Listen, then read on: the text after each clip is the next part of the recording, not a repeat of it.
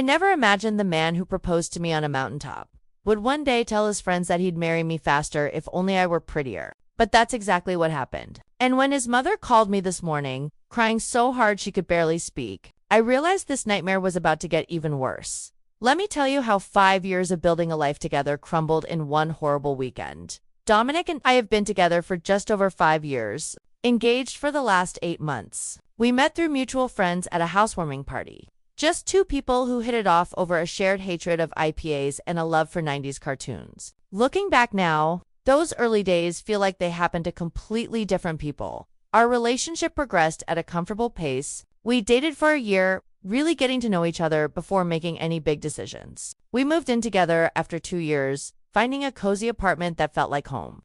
At the 3-year mark, we adopted our cat Beans, a fluffy gray tabby who became our little family. Then last summer came the proposal. It wasn't extravagant or Instagram-worthy. It was just a Saturday morning hike to our favorite lookout point, the place we'd gone dozens of times before. When we reached the top, Dominic nervously fumbled the ring box out of his pocket, nearly dropping it twice. His hands were shaking so badly, I said yes immediately, tears streaming down my face. We set the date for this October and started planning our future together. Or at least, I thought we were planning our future together. About 3 months ago, things started to shift. Dominic began making odd comments whenever we discussed wedding plans. Nothing outright negative, just hesitant. When I'd show him potential venues I'd found online, beautiful places I'd spent hours researching, he'd say things like, "That's a lot of money for just one day," or "Do we really need to invite all those people?" I brushed it off as typical guy behavior or legitimate budget concerns. We weren't exactly wealthy, after all. I work as a receptionist at a dental office. And while Dominic's construction company does well, we still had to watch our spending, so I adjusted my expectations and kept planning. Then came the delayed responses to my texts about wedding stuff. I'd send him options for caterers during my lunch break, excited about finding affordable choices with good reviews. Hours would pass before he'd reply with, "Just looks fine," or "Whatever you want." Each time, it felt like a tiny rejection. When I asked if everything was okay, he'd say he was just busy at work. His company had taken on some big projects, so it made sense. Or at least, I convinced myself it made sense. Last month, Dominic started going out more with his work friend Paul. They'd grab beers after work or watch games at Paul's place. Nothing unusual on its own, just more frequent than before. But when he'd come home, he seemed distant, checking his phone constantly and being less affectionate. The man who used to kiss me hello every time. He walked through the door, barely looked at me anymore. I talked to my best friend Lena about it. She suggested pre-wedding jitters and recommended a date night to reconnect. It seemed like good advice, so I decided to make it happen. Last Friday, I made reservations at this new Italian place downtown everyone was raving about. I put on a nice dress, nothing too fancy, just something I hadn't worn in a while. I even bought Dominic's favorite beer to have waiting in the fridge. I had this whole vision of us laughing over pasta, remembering why we fell in love. Maybe making some wedding decisions without all the tension. The date night was a complete disaster. Dominic seemed distracted throughout dinner, barely engaging in conversation. His eyes kept wandering to his phone on the table. When I brought up finalizing our honeymoon plans, thinking it would be fun to discuss the exciting part, he dropped a bomb that shattered my world. "I'm not sure if I'm ready for all this," he said quietly, not meeting my eyes. Not just the honeymoon, but the wedding, marriage, everything. I felt like the ground had opened up beneath me. 5 years together, 8 months engaged, and now he wasn't sure. When I pressed him for answers, trying desperately not to cause a scene in the crowded restaurant, he mentioned conversations with Paul about how marriage changes things. He brought up Paul's brother's messy divorce like it was some kind of warning sign for us. The discussion quickly escalated, my voice shaking as I tried to understand what was happening while feeling like my entire world was collapsing. We barely touched our entrees. The ride home was silent, thick with tension that seemed to suck all the air out of the car. At our apartment, he deflected further conversation, saying he needed time to think before grabbing a pillow and sleeping on the couch. The next morning was painfully awkward. We moved around each other like strangers sharing an Airbnb, careful not to make eye contact. He mentioned meeting Paul and some work friends for lunch to watch the game at the Rusty Nail, the sports bar downtown. I was too emotionally drained to argue or ask him to stay. A few hours later, Lena called and convinced me to get out of the apartment. We went for coffee and I unloaded everything. She listened patiently, suggesting that maybe Dominic was just experiencing normal pre-wedding anxiety. After coffee, we wandered around Target aimlessly. My usual stress relief activity. I bought some unnecessary throw pillows and new shampoo because retail therapy is still therapy, right? By early evening, I felt calmer and decided to head home. Maybe we could actually talk things through like adults. I was pulling into our apartment complex when I got a text from Kyler, one of Dominic's coworkers I'd met at the company Christmas party. The message asked if I was okay, mentioning that things got weird at the Rusty Nail. My heart started pounding as I read those words. I called Kyler instead of texting back. He sounded uncomfortable, initially reluctant to share details. With some pressing, he finally revealed what happened. The guys had been giving Dominic a hard time about wedding planning. Typical guy jokes about being tied down. When Paul asked if he was ready to be with one woman forever, Dominic expressed doubts about the timing. Then Paul asked what was holding him back. Dominic, who was apparently drunk by this point, said something that made my blood run cold. If she were prettier, I'd be more excited about marrying her. Then he laughed it off like it was just a joke. Kyler told me he and some other guys called Dominic out for the comment. But Dominic just got defensive and said they couldn't take a joke. I sat in my car crying for 20 minutes after that call. The man I'd loved for 5 years, who I thought loved me, had publicly joked about my appearance being the reason he was hesitant to marry me. How do you come back from that? How do you unhear those words? When I finally went inside, Dominic was passed out on the couch, still in his clothes from earlier. The apartment smelled like stale beer and broken promises. I took Beans into the bedroom with me and locked the door, something I'd never felt the need to do before. Sunday morning, I woke up to the smell of coffee and bacon. Dominic's standard apology breakfast? He looked hungover and sheepish, clearly hoping food would smooth things over like it always had before. When I confronted him about what Kyler had told me, his face fell. He immediately tried to downplay it, claiming he was drunk and being stupid. According to him, the guys were ragging on him about being tied down and he'd said something dumb to shut them up. His defense of guys being guys only made things worse. What we argued about how he could humiliate me in front of his friends, he insisted that wasn't his intention. Tried to explain he was stressed about wedding costs and pressure. But I couldn't get past the fact that he'd used my appearance as the punchline to a cruel joke. I couldn't stay in the apartment with him another second. I grabbed my purse and headed for my brother Elliot's place. Elliot has always been my safe harbor during rough times. When I told him what happened, he was furious. Ready to confront Dominic directly, I managed to calm him down, explaining I just needed space and a place to stay while figuring things out. Throughout Sunday, Dominic kept texting apologies and pleas to come home and talk. I responded only once. I need time. I called in sick to work on Monday, unable to face answering phones at the dental office while pretending everything was fine. Around 9 in the morning, my phone rang. It was Dominic's mother, Maria. When I answered, I heard her crying, actually sobbing so hard she could barely catch her breath. Sweetie, she managed to choke out, we need to talk about my son. Monday morning, I got a call that made my already shattered world spin even faster. It was Valerie, Dominic's mom, and the distress in her voice sent ice through my veins. Valerie and I have always gotten along well. Honestly, she's been more supportive of our relationship than my own mother, who's currently living it up in Florida with husband number 3. But this morning, something in her voice was different.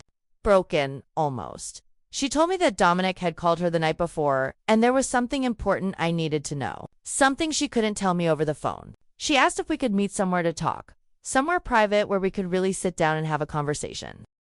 And that's where I am right now, sitting in my car outside the coffee shop where I'm supposed to meet Valerie in 15 minutes.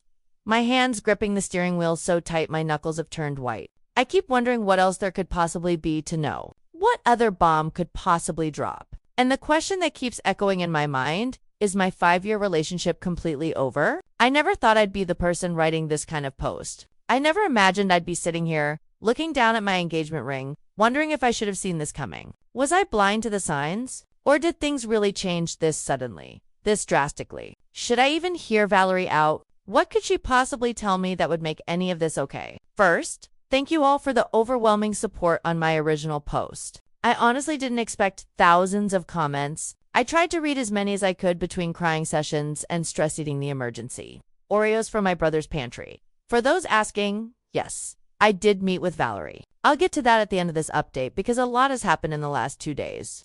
And I'm still processing everything. After posting on Monday, I called in sick to work again. My boss was understanding. I've only used 2 sick days in the past year, and apparently I sounded like death on the phone. I spent most of the morning in Elliot's spare room, which is basically a glorified storage closet, scrolling through your comments and trying to gather my thoughts. Around noon, Lena came over on her lunch break with sandwiches from that deli near the hospital where she works. I hadn't eaten much since Sunday, so even though I wasn't hungry, I forced myself to take a few bites.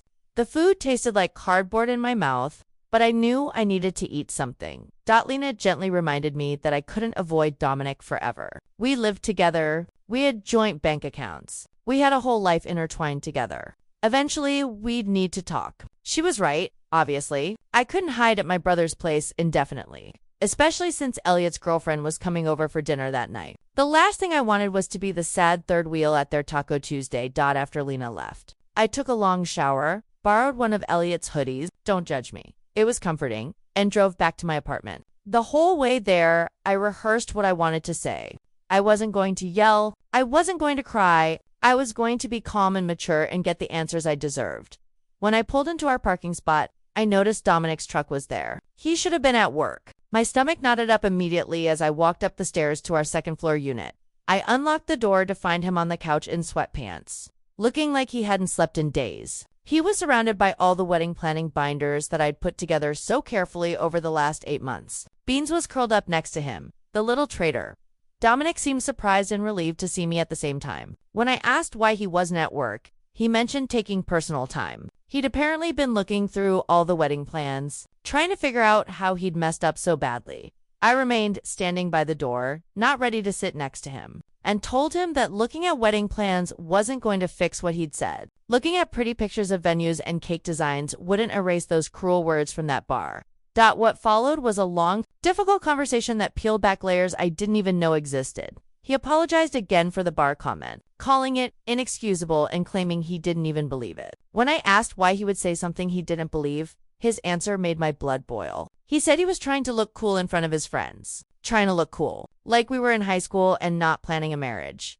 I brought up his comments at dinner before the bar incident, reminding him that he'd expressed doubts about our wedding even when he was completely sober. That wasn't a drunken mistake. That was intentional. He admitted to feeling stressed about multiple things. A work project was falling behind schedule. Paul's constant marriage horror stories were getting in his head. He was anxious about our wedding budget, but instead of talking to me about any of these very real, very valid concerns, he bottled everything up until it exploded in the worst possible way. Then our conversation took a turn.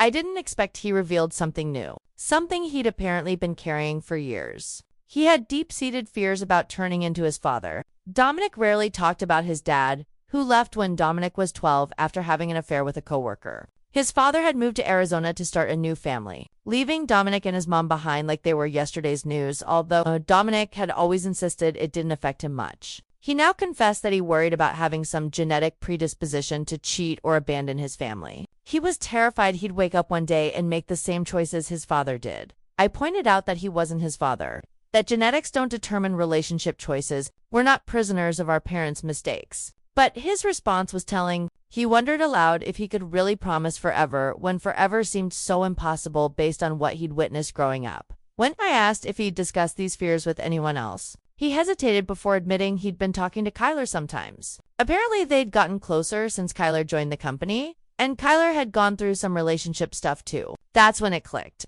I connected this to why Kyler had called me about the bar incident in the first place. He already knew about Dominic's doubts. The conversation took another difficult turn when I asked exactly what Dominic had been feeling all this time. His answer was painfully honest. He was scared, overwhelmed, uncertain about marriage despite loving me. He kept thinking about how his parents seemed happy until suddenly they weren't, and he feared creating that same situation with us. I asked why he hadn't shared these feelings sooner. Before we got engaged, before we set a date, before I spent months planning our future, he claimed he was afraid I'd think he didn't love me enough. The irony wasn't lost on me. By hiding his fears, he'd created exactly the situation he was trying to avoid. When I questioned whether his joke about my appearance came from a real place of not being attracted to me, he swore he'd always found me attractive. He referenced our first meeting at the housewarming party, mentioning specific details, my green sweater, his terrible beer pong skills,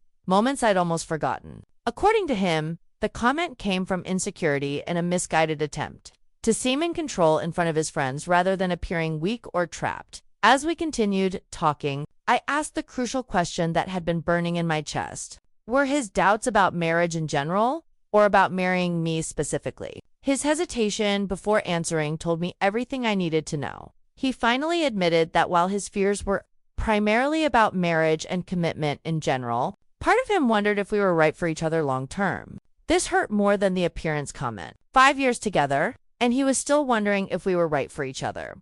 When I pressed for specifics, he mentioned how we'd both changed since our early 20s. My increased need for planning versus my former spontaneity, his abandoned dreams of starting his own business instead of just working for someone else's company. He questioned whether we'd grown together or grown apart.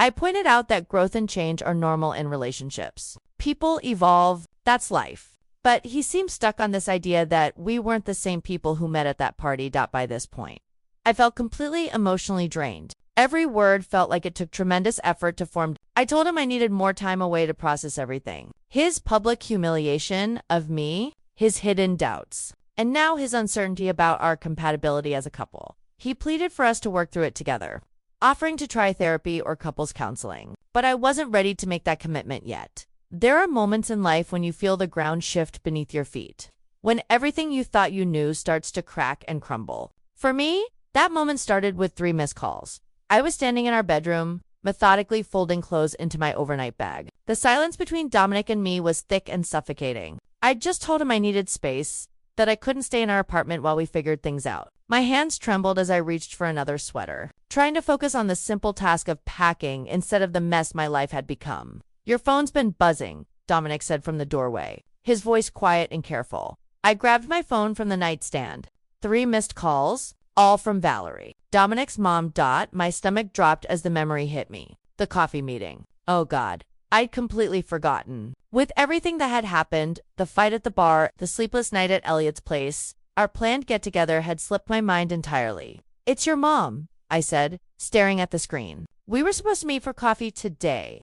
I looked up at Dominic, expecting a normal response. Maybe an understanding nod or a suggestion to reschedule. What I saw instead made my blood run cold. The color drained from his face in an instant. His expression shifted from confusion to something that looked an awful lot like fear. He wouldn't meet my eyes anymore, suddenly finding the floor incredibly fascinating. "What does she want to talk about?" he asked, his voice strained and tight. The question hung in the air, wrong somehow. Why would he react like this? "She called yesterday morning," I explained slowly, watching his face. "She was crying, Dominic. She said she needed to tell me something important. Something about your conversation with her Sunday night." If he'd looked pale before, now he looked absolutely ghostly. His jaw clenched and he turned away from me completely. "What did you tell her?" I demanded. "What did you say on that call?" I mentioned our fight," he mumbled, still not looking at me. "About my doubts. That's all." But his voice was evasive, distant. He was hiding something. I could feel it in my bones. "That's it," I pressed, taking a step closer. "Because your reaction right now is telling me there's a whole lot more to this story." He finally looked up, and the guilt written across his face made my chest tighten.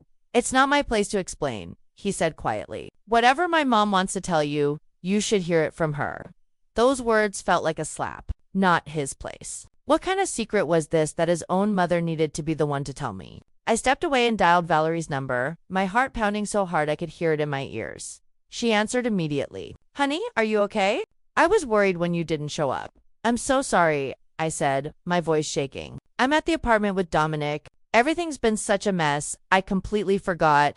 There was a pause. When Valerie spoke again, her voice had changed, become strained and nervous. "You're with Dominic right now?" "Yes," I said. "I'm packing some things." Another pause. "I really need to talk to you. There's something important you need to know." The urgency in her voice made my skin prickle. "Can we meet now? Right away?" "Yes," she said immediately. "Same coffee shop." 30 minutes after we hung up, I confronted Dominic one more time. "What does your mother know that I don't?" He stood slowly, and for a long moment we just stared at each other. "There's something I should have told you myself," he finally said, his voice barely a whisper. "But I was too much of a coward. So talk to my mom, and if you want me gone when you get back, I'll pack my things and leave. Whatever you need." I turned away and finished packing in silence. Clothes for a week, toiletries, my laptop. I moved on autopilot because if I stopped to think, I might completely fall apart. At the door, Dominic's voice stopped me. I love you. I need you to know that. I looked at this man I'd loved for 5 years. This man who was keeping secrets his mother had to reveal. Sometimes love isn't enough, I said quietly, and walked out. I was halfway to the coffee shop when my phone rang. Karina, Dominic's sister. Oh, thank God you answered, she said, worry flooding her voice. What's going on? Paul told me about the bar, and Dominic won't answer my texts. And Mom sounds completely wrecked. It's complicated, I said, gripping the steering wheel tighter. I'm actually on my way to meet your mom right now. She said she needs to talk to me about something important. Silence. Then Karina's voice came back, different now, shocked. Wait, you're meeting Mom? Is this about Maria? The name hit me like a physical blow. I actually swerved, catching myself quickly. What? My voice came out sharp. What about Maria? Oh my God, Karina said, panic flooding her words. I thought you knew. I thought that's why. I'm so sorry. I shouldn't have said anything. Karina, what about Maria? My hands were shaking on the wheel now. I can't, she said, nearly crying. I'm sorry. Talk to Mom? I have to go. She hung up, leaving me alone with that name echoing in my head. Maria, the new project coordinator. The woman Dominic had mentioned casually a few times. Why would this be about her? I pulled into the parking lot and spotted Valerie through the window. Her eyes were red and swollen. She'd been crying. My phone buzzed. A text from Dominic. Whatever my mom tells you, please remember that I do love you. I just got scared and made terrible mistakes. I'll understand if you can't forgive me. I put my phone away, took a shaky breath, and walked inside. Whatever I was about to learn, I knew it was going to change everything. Thank you all for the overwhelming support on my previous posts. Reading your comments has been both comforting and devastating. I've read every single one, even if I haven't had the strength to respond. Your words have helped more than you know. I'm writing this from Lena's apartment. After meeting with Valerie yesterday, I couldn't face going back to Elliot's place or our apartment. Lena has a pull-out couch and a cat named Pepper, who doesn't judge me for crying into my cereal at 2 in the morning. The coffee shop was packed when I arrived. Some local community college had just let out, and students with laptops filled most of the tables. Valerie had managed to get a corner booth with high backs that gave us some privacy. She looked so different. In the 5 years I've known her, I've never seen Valerie without makeup. Her bob is always perfect, her lipstick always in place. It's not vanity, just her routine, like coffee in the morning. But sitting there in that booth, she looked disheveled. No makeup, eyes puffy from crying. She looked older somehow, worn down. When I sat down, she stood to hug me. She smelled like those lavender dryer sheets she always uses. I ordered black coffee even though I wanted something sweet and comforting. Somehow, it felt wrong to order anything frivolous. After painful small talk, Valerie got to the point. Dominic called me Sunday night, she said, her voice trembling. He was having a complete emotional breakdown. I've never heard him like that. She took a shaky breath. He told me about his fears, about commitment, about turning into his father. Those fears are real, but there's something else, something more immediate that's been causing his behavior. My hands gripped my coffee cup. It's about Maria, Valerie said. The name fell between us like a stone. I felt the room tilt. What about Maria? I asked. Though part of me already knew, Valerie's eyes filled with tears. According to Dominic, nothing physical has happened. But over the past few months, he's developed feelings for her, an emotional connection that has him questioning everything about your relationship. I couldn't breathe. Maria, the new project coordinator, the woman I'd met briefly at a company party. My brain started building a timeline. She'd started around New Year's. By March, when I'd met her, Dominic was already acting different, distant, always on his phone, staying late for work projects. Everything I'd written off as job stress suddenly looked different, darker. Why are you telling me this? I asked. Why not protect your son? Valerie broke down completely. Because I know what this is. Before Dominic's father left for Arizona with his coworker, there were months of distance, manufactured fights, hurtful comments, all designed to push me away so he wouldn't have to make the choice himself. She grabbed my hand. I was the last to know. Everyone else suspected, but I was blindsided. I can't watch my son do to you what his father did to me. You deserve the truth. And suddenly, the comment at the bar made perfect sense. Not just drunken stupidity, but sabotage. An attempt to make me end things so he wouldn't have to choose. So he could walk away guilt-free. We talked for another hour. By the time I left, the sun was setting and my whole world had shifted. 5 years. 5 years with someone who, when things got complicated, chose to lie rather than have an honest conversation. Someone who had hurt me publicly and pushed me away instead of facing his feelings like an adult. Now I'm here on Lena's couch, Pepper purring beside me, trying to figure out what comes next. Part of me still loves him. That's the part that makes me cry at 2am. But there's another part, growing stronger, that knows the truth. Sometimes love isn't enough. Sometimes people show you who they really are, and you have to believe them. I don't know what I'll do yet, but I know I can't go back to how things were. That version of my life is gone forever, and I'm sitting here in the ruins, trying to figure out how to build something new. You know that feeling when someone tells you something so simple, yet it hits you like a freight train? That's what happened when Valerie and I sat in that parking lot, our conversation stretching past an hour as the sun started to dip lower in the sky. Valerie opened up about her own marriage.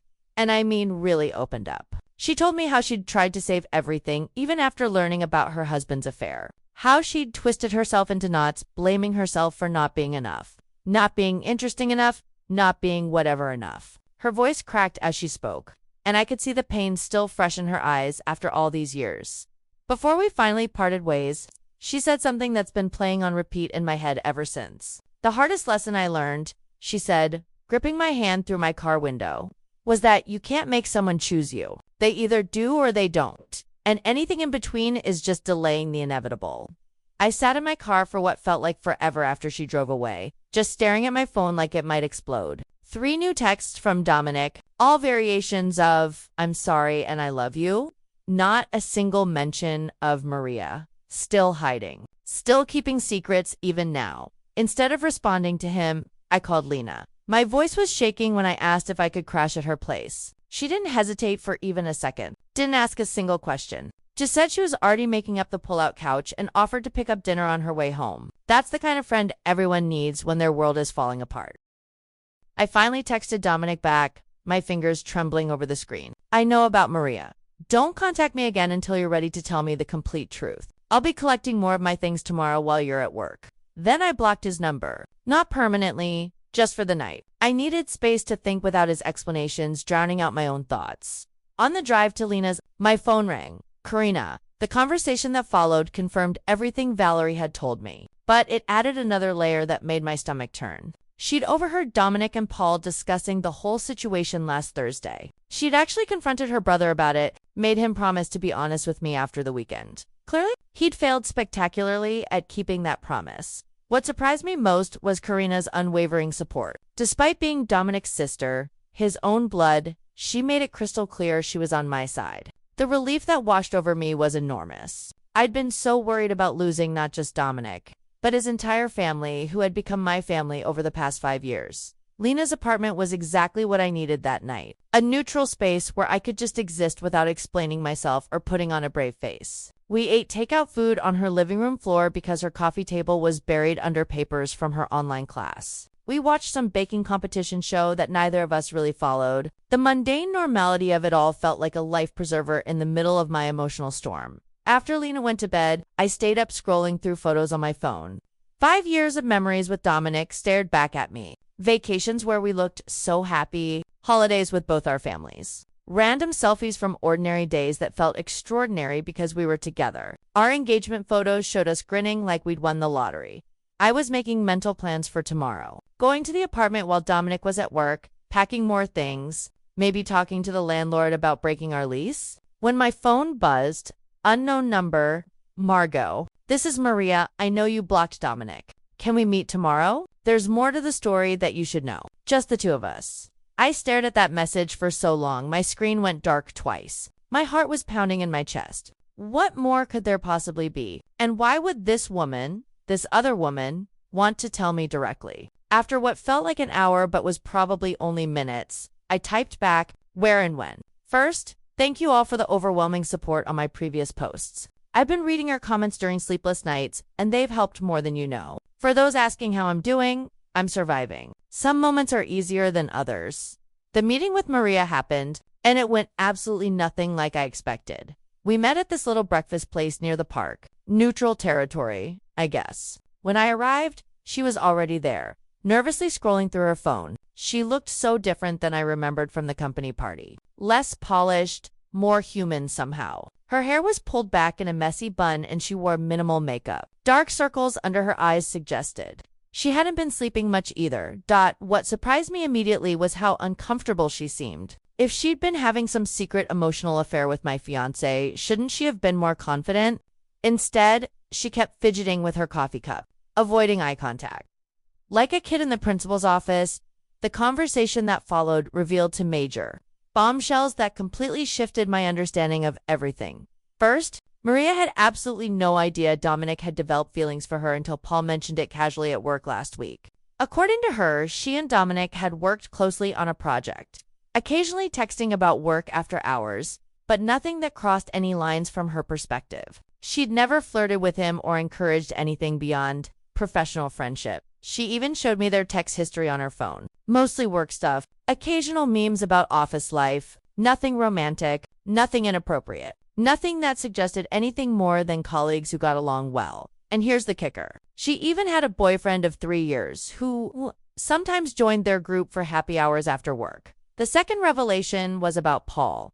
Apparently, he'd been deliberately stirring things up behind the scenes like some kind of toxic puppet man. Maria had overheard him at work, encouraging Dominic to explore his options before settling down, specifically mentioning her as someone who gets Dominic better than you do. She explained that Paul had been telling everyone at work that Dominic was having cold feet about the wedding, making jokes about him being trapped and missing out on his freedom. By the end of our meeting, I felt strangely calm. Maria wasn't the villain I'd imagined. She was just a bystander caught in the crossfire of Paul's manipulation and Dominic's weakness. Before we parted ways, she said something that stuck with me. You seem like someone who knows their worth. Don't let anyone make you question it. I left that meeting with a completely new perspective and a plan forming in my mind. This wasn't just about Dominic and me anymore. It was about Paul's toxic influence, Dominic's family history, and where I fit into all of it. I texted Karina afterward, asking if she'd help arrange a family meeting at her apartment. Neutral territory. Since I wasn't ready to be alone with Dominic yet, she agreed immediately. That brings me to yesterday's dinner. Karina had set everything up in her small but cozy apartment. She'd ordered food from that Italian place near her building. Nothing fancy, just pasta and salad. Valerie arrived first, giving me a long hug that almost made me cry. Then Paul showed up. Karina had insisted he attend. And finally Dominic, who looked like he hadn't slept in days. Dark circles under his eyes, wrinkled shirt, defeat written all over his face. The first 20 minutes were absolutely excruciating. We all sat around Karina's dining table, pushing pasta around our plates, making strange small talk about the weather and Karina's new coffee table. The elephant in the room was practically stealing food off our plates, but no one wanted to be the first to acknowledge it. Finally, Valerie broke the silence by stating bluntly that we weren't there for a social gathering, but to address what had been happening and find a way forward. That opened the floodgates. I shared what I'd learned from Maria, watching Paul's face carefully as I spoke. The way his expression shifted from confusion to defensiveness told me everything I needed to know. He tried to interrupt, claiming he was just looking out for his friend. But Karina shut him down immediately with a look that could freeze fire. Dominic mostly sat in silence, staring at his barely touched pasta. When directly addressed, he finally admitted in a quiet voice that Maria had just been friendly, that he'd built up something in his head that was never real, that Paul's comments had fed into his fears, until he couldn't tell what was real anymore. But the truth was finally out there, hanging in the air between us, and nothing would ever be the same again. Sometimes the end of something isn't a dramatic explosion. Sometimes it's just a quiet unraveling, thread by thread, until there's nothing left to hold on to. The silence in Karina's apartment was thick as Dominic finally spoke, his voice barely above a whisper. He admitted that he'd built the whole Maria situation into something it never was, because he was terrified of turning into his father. Valerie visibly flinched at those words, like they'd physically struck her. When I brought up the joke at the bar, the cruel comment that had started this entire spiral, Dominic looked genuinely ashamed for the first time. He admitted it had nothing to do with Maria at all. He was just being a coward. Paul had been giving him a hard time about being whipped, and instead of standing up for our relationship, he'd said something horrible to seem cool in front of his friend. According to Dominic, it was never actually about my looks. Paul tried to dismiss it all as just guy talk. But Karina cut through his excuses with one simple statement. Dominic and I were supposed to get married in 3 months. 3 months. That hit me like a physical blow to the chest. The save the dates had already gone out, deposits had been paid, my dress was hanging in Lena's spare closet, waiting for final alterations. Our entire future had been planned, organized, paid for. That's when I heard myself say, quietly but firmly, I don't think the wedding is happening anymore. The room went completely silent. You could have heard a pin drop. Dominic started to protest immediately, but I cut him off. I needed to say this while I still had the courage. I explained how I'd spent the last week trying to understand how we got here, trying to trace back where everything went wrong. What I'd realized was that this wasn't just about Maria or that joke or even Paul's toxic influence. This was about Dominic not being honest with me. Not being honest with himself. I told him how I'd ignored the signs for months. His complete disinterest in wedding planning, his increased time with Paul, his emotional distance from me. I'd made excuses for all of it because it was easier than confronting the painful truth staring me in the face, but I deserved someone who was certain about me. Someone who didn't need a family intervention to figure out their feelings. Paul made some snarky comment about me being dramatic, which earned him simultaneous shut-up responses from both Valerie and Karina. It would have been funny under different circumstances. Dominic insisted he was certain about loving me, just scared of messing everything up. I pointed out that he already had.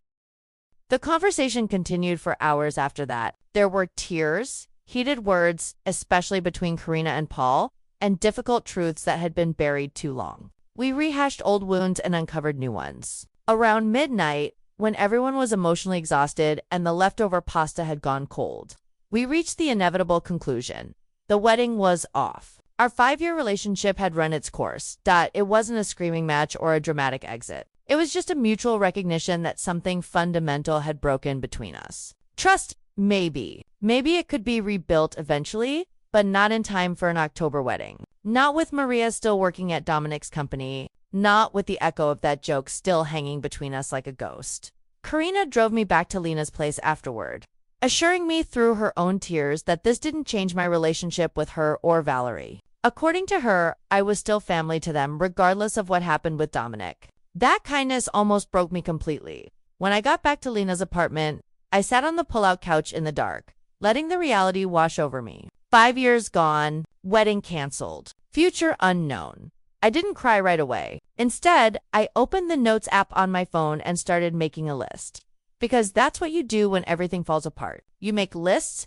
Call venue to cancel. Deposit probably gone. Return ring. Contact guests. Move out of apartment. Change relationship status on social media. It was past 2 in the morning when Lena shuffled out from her bedroom. She'd heard me come in and wanted to check if I was okay. When I told her the wedding was off, she simply sat beside me on the pullout and put her arm around my shoulders. We sat like that until sunrise, not saying much, just existing in the strangeness of my new reality. This morning, I woke up to a text from Dominic, asking if we could meet to discuss practical matters, the apartment lease, separating our finances, what to do with the furniture we bought together. So adult, so final. I also had a message from Elliot asking when he should come over to help pack my things. My brother, always practical. And one from my mom, who'd somehow heard through the grapevine, probably from one of my cousins who follows Karina on Instagram. She wanted to know if she should cancel her flight for the wedding. The ring feels heavy on my finger now. I've been twisting it absently, a nervous habit I didn't realize I had. It's a simple design, a round diamond in a white gold setting. Nothing flashy or elaborate. Dominic had chosen it because it was classic, like our relationship. The irony isn't lost on me. I called the venue this morning. The coordinator was sympathetic but firm. The deposit is non-refundable this close to the date. $8,000 down the drain. Money we'd saved for over a year, cutting back on vacations and new clothes and dinners out. The practical side of me winces at the waist. The emotional side doesn't care about money right now, Karina texted that she'd found a photographer who might be willing to transfer our deposit to another event in the future. Valerie offered to help contact family members about the cancellation to spare me the awkward conversations. Small kindnesses in the aftermath of disaster. Paul, unsurprisingly, sent a non-apology text about how these things happen, for a reason, and how I'd find someone better suited eventually. I deleted it without responding. Maria sent a short message expressing her regret about the situation and assuring me again that nothing happened between them. I believe her, strangely enough. She seems like collateral damage in this mess, a convenient projection for Dominic's fears and Paul's manipulation. The hardest part is the mundane reminders.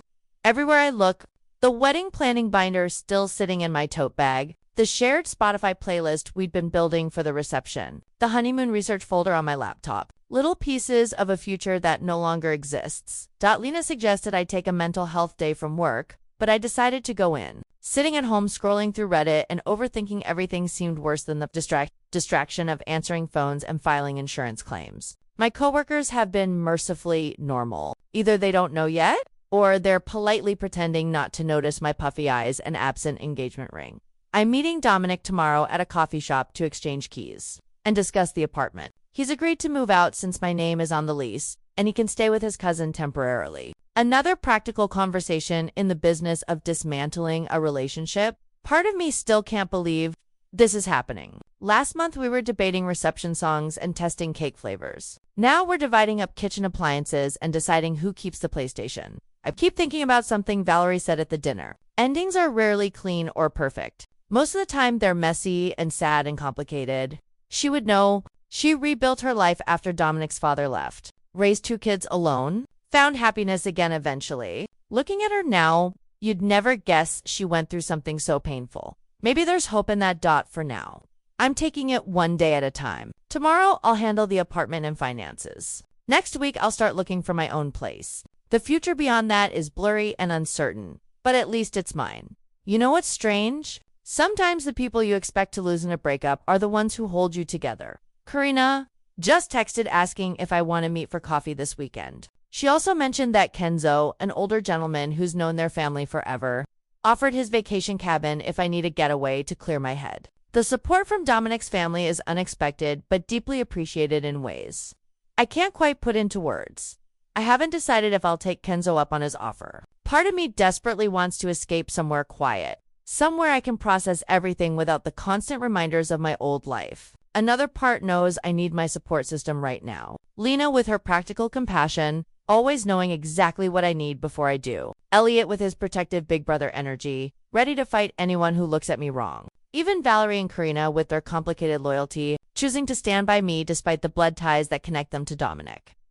What I do know for certain is that I won't be checking my wedding countdown app anymore. Won't be pinning reception decor ideas on Pinterest at midnight. Won't be practicing a new signature with Dominic's last name in the margins of my work notebooks. That future is gone, vanished like smoke.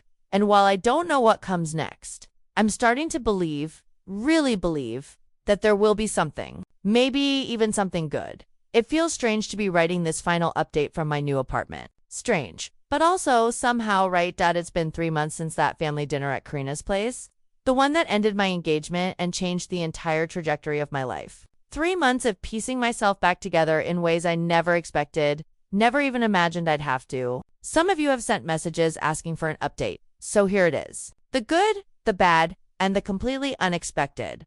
First, the practical stuff. Because that's easier to talk about than the emotional minefield. Dominic moved out of our shared apartment within a week of our breakup. Elliot and Lena helped me pack up his things while he was at work, leaving everything neatly labeled in boxes in the living room for him to collect later. It was surreal, separating 5 years of shared existence into his and mine, the coffee maker he'd gotten for his birthday, the throw blanket I'd bought on our weekend trip to that little mountain town with the antique shops, the framed photos we'd hung on every wall, smiling versions of ourselves that felt like strangers now. The apartment felt hollow afterward. Like a stage set rather than a home. Empty spaces on shelves where his books used to be. A gap in the closet where his jackets had hung. The silence was deafening. I lasted 2 more weeks there before I couldn't take it anymore. The lease manager agreed to let me break the contract with an extra month's payment. It was worth every penny to escape the ghost of our relationship that lingered in every room, haunting me with memories I wasn't ready to face. Finding a new place was harder than I expected. The rental market is absolutely brutal right now. And my budget as a single person is considerably tighter than when we were splitting everything down the middle. I ended up in a smaller 1-bedroom across town, further from work, but with a tiny balcony where I've started growing herbs in dollar store pots. The basil keeps dying despite my best efforts, but the mint is thriving against all odds. I choose to see that as symbolic of something, though I'm not quite sure what yet. Financially, it's been a major adjustment. Our shared expenses were suddenly all on me. Car insurance, streaming services, even groceries seem more expensive when you're cooking for 1 instead of 2. I've become that person who clips coupons and buys store brands, who tracks expenses in a color-coded spreadsheet and thinks twice before ordering takeout. Growing up, stuff I never thought I'd have to learn at 29, but here we are. The wedding vendors were surprisingly understanding, which was a small mercy in an otherwise painful process. The venue kept our deposit, but they sent a genuinely kind note hoping I'd find happiness. The florist refunded half our payment despite their strict no refund policy, which made me cry in the middle of the grocery store when I got the email. The DJ even recommended his brother, who works at a therapy center, an unexpected but strangely thoughtful gesture. The engagement ring sits in my dresser drawer, tucked away in its original velvet box. Dominic said I should keep it or sell it, that it was bad karma for him to take it back. I haven't decided what to do with it yet. Some days I forget it's even there. Other days I open the box and stare at it, wondering how something so small and sparkly could have represented such big promises that turned out to be so fragile. Social media was its own special kind of hell. I waited 2 weeks before changing my relationship status, absolutely dreading the flood of questions I knew would come. When I finally did it at 2 in the morning on a random Tuesday, the notifications poured in anyway. Well-meaning friends with their "what happened?" messages, distant relatives offering prayers and platitudes, former classmates I hadn't spoken to in years, suddenly sliding into my DMs with concern that felt more like nosiness than genuine care. I posted a brief, deliberately vague statement about mutual decisions and requesting privacy. Then I muted all notifications and threw my phone across the couch like it had personally offended me. Later, about a month in, I posted a single photo of my new apartment, keys dangling from a little succulent key. The caption was simple: "New beginnings." It got fewer likes than my engagement announcement had, but it felt more genuine somehow. More real. Now, about Dominic. We've spoken a handful of times since the breakup, mostly about practical matters that required coordination. Mail that kept coming to the wrong address, the shared cloud storage account we forgot to separate, returning a borrowed air fryer to his sister. Each conversation has been civil but strained, like acquaintances forced to make small talk in an elevator, both desperately wanting it to end. He's still working at the same company. Still friends with Paul, though. Karina tells me they've had some kind of falling out recently. Still living at his cousin's place, according to the grapevine, also known as Karina, who can't help but share little updates even though I tell her I don't need to know. The situation with Maria got awkward after our breakup. Apparently, she requested a transfer to a different team and has been cold toward him since learning the full story of how he'd built up their friendship into something it wasn't. I can't say I blame her for wanting distance. The biggest surprise came last month when Dominic texted asking if we could meet in person. We hadn't seen each other face to face since the awkward key exchange at the apartment, and part of me was genuinely curious what he wanted after all this time. We met at a coffee shop near my new place. Neutral territory with plenty of witnesses. As Lena half-jokingly suggested when I told her about it, he looked different, thinner, with darker circles under his eyes that makeup couldn't quite hide. Wearing a shirt I didn't recognize, which felt strangely significant for reasons I couldn't explain.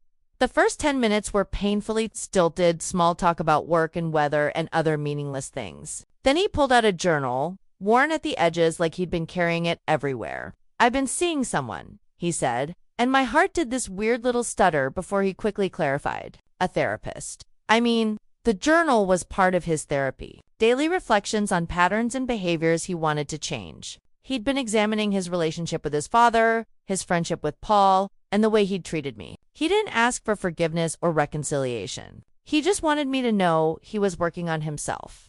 "I should have done this years ago," he admitted, staring down at his coffee like the answers were hidden in the foam. Maybe things would have been different. It was the most self-aware I'd ever seen him, and I found myself genuinely hoping therapy would help. Not for my sake. That ship has sailed and sunk to the bottom of the ocean. But because carrying around that much unresolved family trauma seemed absolutely exhausting. Before we parted ways, he mentioned he'd heard I was still close with his mom and sister. "I'm glad," he said softly. "They need good people in their lives." That's been one of the strangest parts of this entire breakup. Maintaining relationships with Dominic's family while actively disconnecting from him. Valerie texts me weekly, usually sending funny memes or updates about her garden and the war she's waging against the neighborhood rabbits. Karina and I have breakfast every other Sunday at this little diner halfway between our apartments, where the pancakes are mediocre but the coffee is strong and the waitress knows our orders by heart now. They've been incredibly careful not to put me in uncomfortable positions. or share too much about Dominic, respecting the boundaries I've set even though it must be awkward for them. As for me personally, I'd like to say I've had some profound awakening, that I've found myself through this heartbreak like the protagonist in some inspirational movie. The reality is so much messier than that. Some days I feel genuinely liberated, relieved that I didn't marry someone who could hurt me so carelessly and then hide behind fear as an excuse. Other days, usually when my temperamental hot water heater acts up or I can't reach something on the top shelf that Dominic would have easily grabbed for me, I miss the practical comforts of partnership in ways that catch me off guard. I've started therapy too. Not specifically because of the breakup, but because it made me realize how much I'd compromised myself in that relationship. How many red flags I'd ignored because they came wrapped in the comfortable familiarity of 5 years together. How much of myself I'd quietly set aside to make room for Dominic's needs and insecurities. Like I was shrinking to fit into a space that was never meant for me. My therapist suggested I try to reclaim some parts of myself that got lost along the way. So I've resumed hiking on Saturday mornings. Something I'd stopped doing because Dominic always complained about early wake-ups on weekends. Turns out, I really miss the quiet of the trails and the way the morning light filters through the trees. Dating again feels like a distant concept, something that exists in theory but not in practice. My coworkers have started making noises about setting me up with this great guy they know. I smile and nod and change the subject. I'm not ready, maybe in a few more months, maybe longer. Right now, I'm still learning how to be comfortable in my own company. And that feels like enough. The most unexpected development came from what should have been the saddest task on my list. Canceling our honeymoon, we'd booked a 10-day trip to the coast, renting a little cottage with a deck overlooking the water. Non-refundable, of course. For weeks, I ignored the reminder sitting in my calendar, unable to face losing that deposit on top of everything else. Then Lena suggested something that sounded absolutely radical. Take the trip anyway, she said. By yourself. You've never traveled alone. Maybe it's time? The idea terrified me at first. 10 days alone in a romantic cottage meant for two. It sounded like the setup for the saddest indie film ever made. But the more I thought about it, the more appealing it became. I could wake up when I wanted, explore without compromising, read an entire book in one sitting, if I felt like it. Answer to no one but myself. So that's where I'm headed next week. To a honeymoon cottage, solo. I've packed 3 paperback books, downloaded a dozen podcasts, and splurged on a new swimsuit that I chose entirely for comfort rather than how it looked to someone else. My mom thinks I'm crazy. Elliot offered to come with me for part of the time, playing the protective brother card. I declined as gently as I could. Karina suggested I download a dating app just to see who's out there. Maybe eventually, but probably not anytime soon. I don't know what I'll find on this non-honeymoon. Maybe clarity. Maybe more questions. Definitely some sunburn. Knowing my terrible luck with sunscreen. The other day, I was grocery shopping when our song came on over the store speakers. You know the one we'd chosen for our first dance? 3 months ago, it would have sent me hiding in the frozen food section, fighting back tears. This time I just felt a slight twinge, like pressing on a bruise that's mostly healed. Progress. Not perfection. I'm not going to pretend I've got everything figured out. My new apartment's shower has mysterious temperature fluctuations that I've learned to work around. I killed another basil plant yesterday. My third casualty. I still occasionally grab my phone to text Dominic about something funny before remembering we don't do that anymore. But I'm here. I'm healing. And slowly, carefully, I'm building a new life that's entirely my own. And you know what? That's enough for now.